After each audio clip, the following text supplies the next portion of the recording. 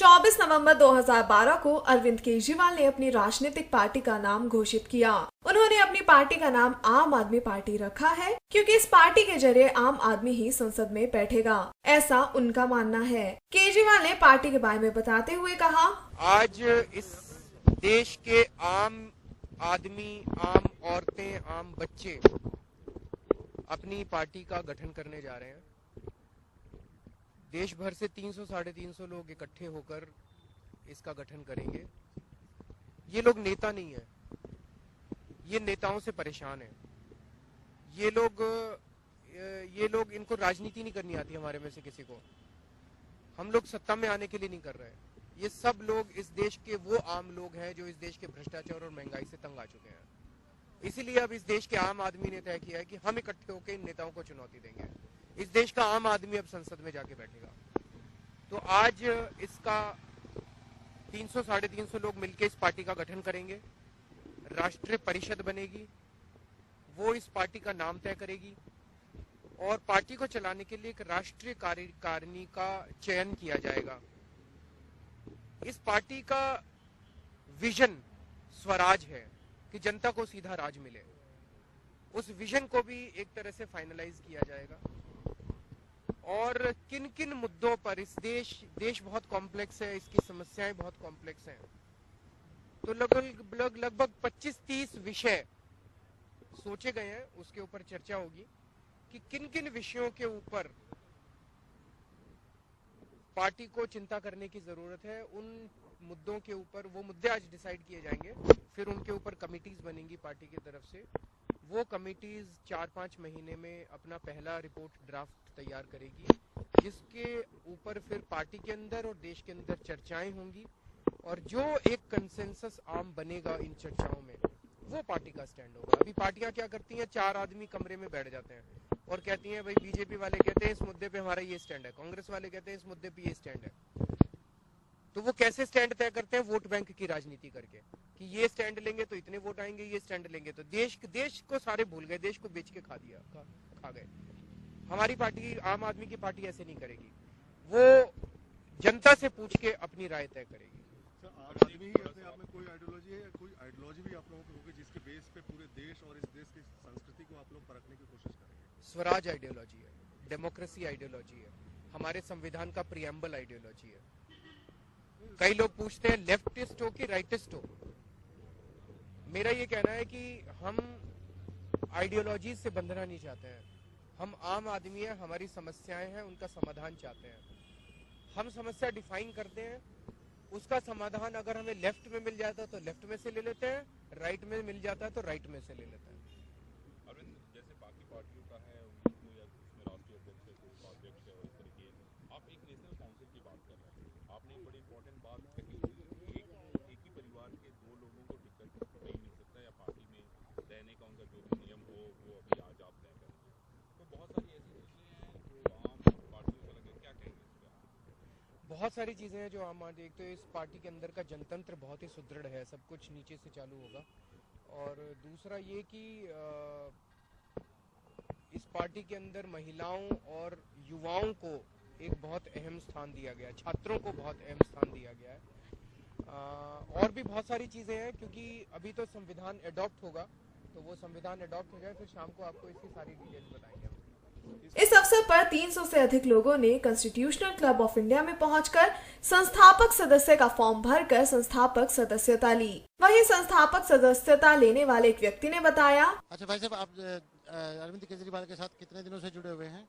Sir जी, सबसे सर्वप्रथम मैं 2011 में आया था, तो मुझे पता चला कि कोई आंदोलन चल रहा है संसद मार्ग में, तो मैं 14 नवंबर में वहाँ गया सबसे पहले। अच्छा, अरविंद केजरीवाल के साथ जुड़ने का आपका क्या कारण है? सबसे पहले यही है कि भ्रष्टाचार मिटे, आम लोगों की आवाज़ सुनी जाए। हर जगह आजकल भ्रष्टाचार है, ऊपर से नीचे तक। अच्छा, पार्टियां तो और भी हैं, तो आप अरविंद केजरीवाल को किस मुद्दे पे सपोर्ट करना चाहते हैं? आज तो पार्टी जितनी भी है सभी एक दूसरे से, आप संसद में अभी 2 दिन पहले का प्रोग्राम देखें, सभी अविश्वास कहते हैं, लेकिन जब अविश्वास की बारी आती है तो कोई संसद खड़ा नहीं होता उनका। आपने आज पार्टी के लिए, यहाँ अरविंद जी की पार्टी की घोषणा होने वाली है, उसमें आप शामिल हुए हैं, तो आपने इसकी सदस्यता लेने के लिए क्या कुछ प्रक्रिया भी शुरू की है क्या? हाँ जी, प्रक्रिया फार्म मैंने भरा है। ये फार्म है। मैं हमीरपुर यूपी का रहने वाला हूँ, हमीरपुर डिस्ट्रिक्ट। और आपको ये जानकर खुशी होगी कि मैं मजदूर हूँ।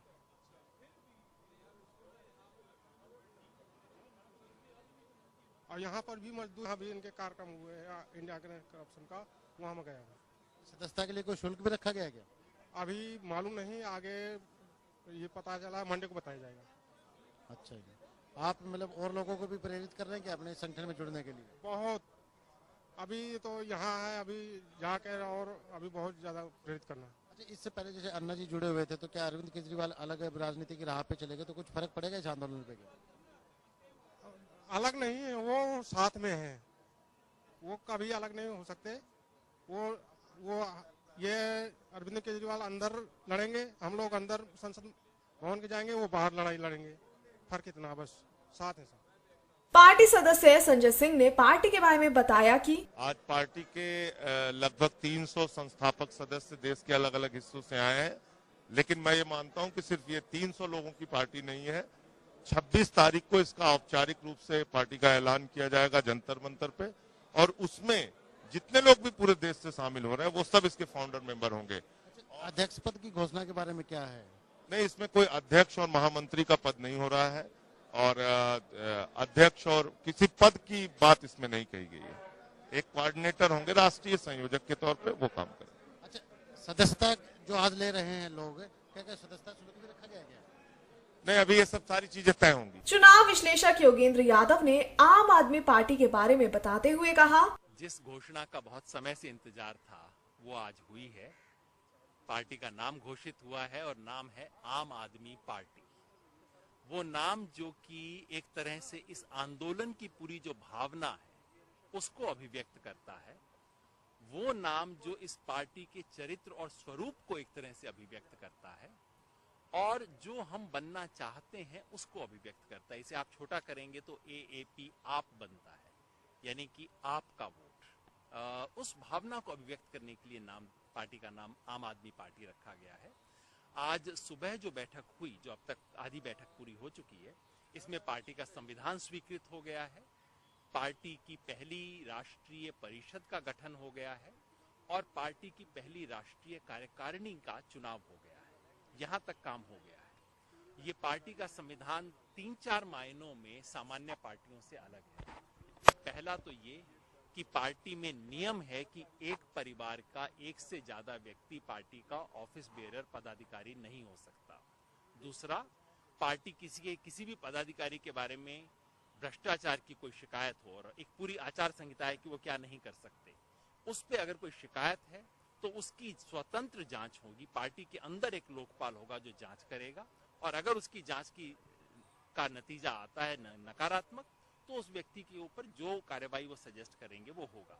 तो एक स्वतंत्र जांच और अनुशासन कार्रवाई की व्यवस्था मेरे ख्याल से पहली बार हिंदुस्तान की किसी पार्टी ने की है।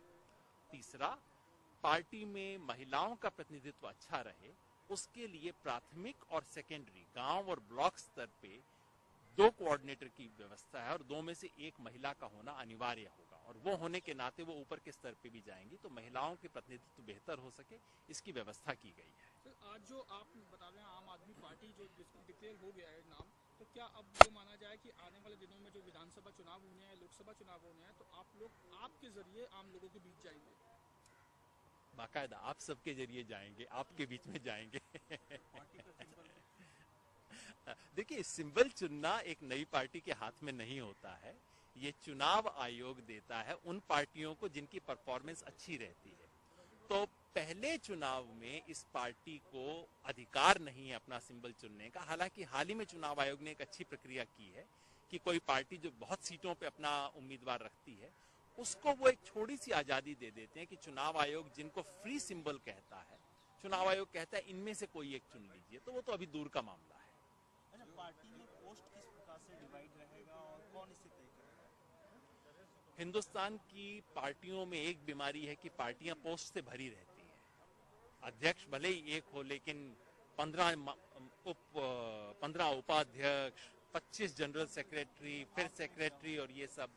हमने जो किया है कि एक राष्ट्रीय स्तर पे एक राष्ट्रीय संयोजक होगा, एक छोटी सी पॉलिटिकल एडवाइजरी कमेटी है, पॉलिटिकल अफेयर्स कमेटी है, जिसमें कोई पद किसी के पास नहीं है, बस खाली सदस्य हैं, जो राष्ट्रीय संयोजक की मदद करेगा, और एक बिल्कुल तकनीकी कारणों से एक सचिव और एक कोषाध्यक्ष है, जो कि एक बिल्कुल सचिव सेक्रेटेरिएट संभालेंगे, कोषाध्यक्ष पैसा संभालेंगे। तो हमने कोशिश की है कि पदों से भरी हुई ना पार्टी हो, जितने कम से कम पद हो सके उतने वाली पार्टी। तो राष्ट्रीय संयोजक कौन, इसका चुनाव कैसे होगा? इसका चुनाव राष्ट्रीय कार्यकारिणी जो आज बनी है वो राष्ट्रीय संयोजक चुनेगी, और आपको 26 को ये पता लगेगा, क्योंकि कार्यकारिणी तो अभी चुनी गई है, तो उसके बाद उसका पता लगेगा। जो करप्शन के जैसे अगर कोई आरोप लगता है या किसी आपके सदस्यों पर कोई आरोप है, उसके लिए क्या है, क्योंकि उसमें कैसे आप उसे? हमने पार्टी के संविधान में स्पष्ट लिखा है कि एक लोकपाल होगा न राष्ट्रीय स्तर पे, लोकायुक्त होगा राज्य स्तर पे, जो कि पार्टी के द्वारा पहली बार अपॉइंट किया जाएगा। इसमें जज और बाकी एमिनेंट लोग होंगे। एक पहली बार पार्टी उन्हें अपॉइंट करेगी, उसके बाद अपने सक्सेसर को, अपने उत्तराधिकारी को वो स्वयं अपॉइंट करेंगे, तो पार्टी का उसमें कोई दखल नहीं होगा। वो इसकी जांच करेंगे, और वो जांच के बाद जो निष्कर्ष निकालेंगे वो पार्टी के ऊपर बाध्यकारी होगा। तो एक और सवाल है कि कांग्रेस ने बोला है, मनीष तिवारी ने बोला है कि जो आम आदमी जो पार्टी का नाम रखा जा रहा है, वो आम आदमी जो उनका टैग है, उनका टैग लाइन है, तो वो कैसे आप इस्तेमाल कर सकते हैं आम आदमी? आम आदमी, जनता, भारतीय, लोकतंत्र, इन शब्दों पे किसी का कॉपीराइट नहीं है। ये शब्द जनता के बीच हैं। हर कोई राजनीति में कोशिश करता है, दावा करता है कि उस शब्द पे उसका अधिकार हो, और इसका फैसला जनता करती है कि किसको इन शब्दों के काबिल मानती है, किसको नहीं मानती। ये फैसला जनता ही करे। तो रजिस्टर्ड हो गई पार्टी, रजिस्टर्ड हो गई आपकी? नहीं, चुनाव आयोग की प्रक्रिया ये है कि पहले आप पार्टी बनाते हैं, उसके बाद चुनाव आयोग को सूचना देते हैं पार्टी बनने की दस्तावेजों के साथ। तो आज औपचारिकता पूरी हुई है। 26 तारीख से हम काम करना शुरू कर देंगे रैली से, और उसके बाद चुनाव आयोग को हम सूचना देंगे। तो इसके अलावा कोई दूसरा नाम भी सोचा है, क्योंकि एक नाम है आम आदमी पार्टी, अगर इलेक्शन कमीशन इसे कुछ इस पे अपोजिशन करता है? क्यों अपोजिशन करेंगे इलेक्शन कमीशन? जब तक इलेक्शन कमीशन एक ही आधार पे ऑब्जेक्शन कर सकते हैं, वो ये कि इस नाम से कोई दूसरी पार्टी रजिस्टर्ड है जो नहीं है, या ये हो सकता है कि बिल्कुल लगभग यही नाम वाली कोई पार्टी है। अब अगर आम आदमी दल कोई होता तो इलेक्शन कमीशन कह सकता था कि भैया तो इसी नाम से चल रहा है। इसके अलावा तो कोई आधार है नहीं रिजेक्ट करने का। पार्टी के सदस्य मनीष सिसोदिया ने बताया कि आम आदमी पार्टी आम लोगों की पार्टी है, ना कि कोई परिवारवादी पार्टी है। देश का आम आदमी एक शब्द है। कांग्रेस ने आम आदमी की चिंता नहीं की। कांग्रेस अगर आम आदमी की चिंता करती होती तो आम आदमी उसके साथ खड़ा होता। अब आम आदमी उसके साथ नहीं है, तो आम आदमी ने अपनी पार्टी बना ली है।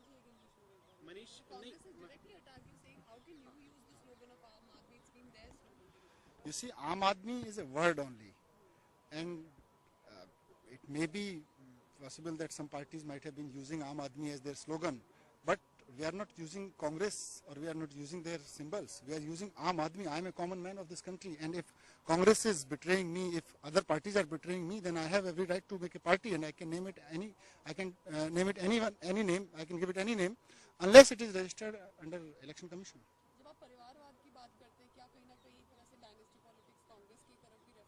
सारी पार्टियों में आज चुनाव लड़ने में देखिए, सबसे पहले एक तो पहली बात तो यह कि सारी पार्टियां, लगभग सारी पार्टियां कुछ परिवार चला रहे हैं, एक परिवार चला रहा है। और इन पार्टियों में जब पार्टी के पद बांटने की बारी आती है तो सबसे पहले परिवार के लोगों को पद मिलते हैं, उसके बाद कुछ लोगों कार्यकर्ताओं की ओर देखा जाता है। जब टिकट बांटने की बारी आती है तो पार्टी के लोगों को टिकट मिलते हैं, परिवार के लोगों को टिकट मिलते हैं।